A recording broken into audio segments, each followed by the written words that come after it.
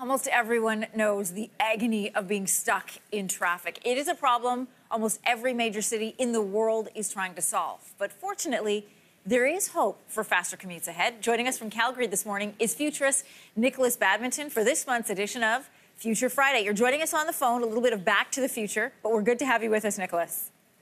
Yeah, good morning.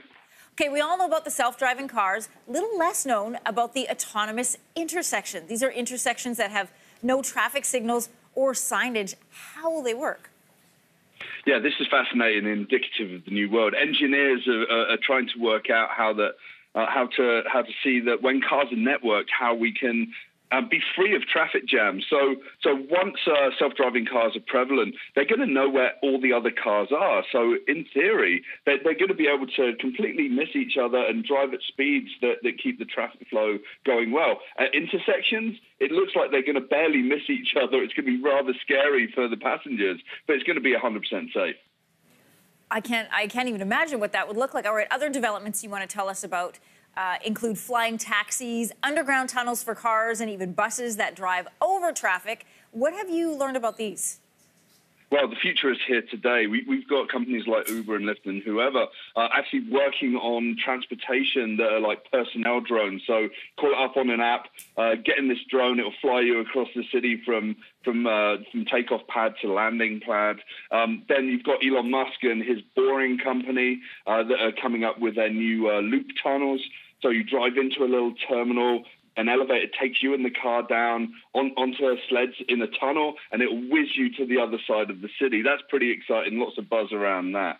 And the third thing is a concept from China, which is a bus that straddles the traffic across multiple lanes. And people sit above the traffic in a bus, and that travels across the city, hopefully seamlessly. That one's a little bit too science fiction for me, though.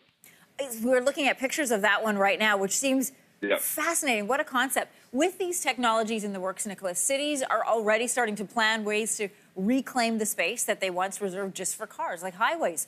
What are some examples that stand out to you? Yeah, the idea is that once there's more self-driving cars, there's going to be less on the road and there's going to be more pedestrianised zones. That's better for social cohesion in cities. But what's really interesting is people are already planning to have parking space built today that's going to be repurposed. There's over 60 billion square feet of parking space in North America today. Imagine if they were turned into living space, urban farms, meeting places, even vertical farms in the basement of buildings that exist today. I think that's going to be hugely valuable to society. You know, given trying to find a parking spot in Toronto, I can't even imagine a world where we won't even need the parking spaces and they can be turned into parks. But it's nice to think about the future on a Friday, Nicholas. Thanks so much for joining us.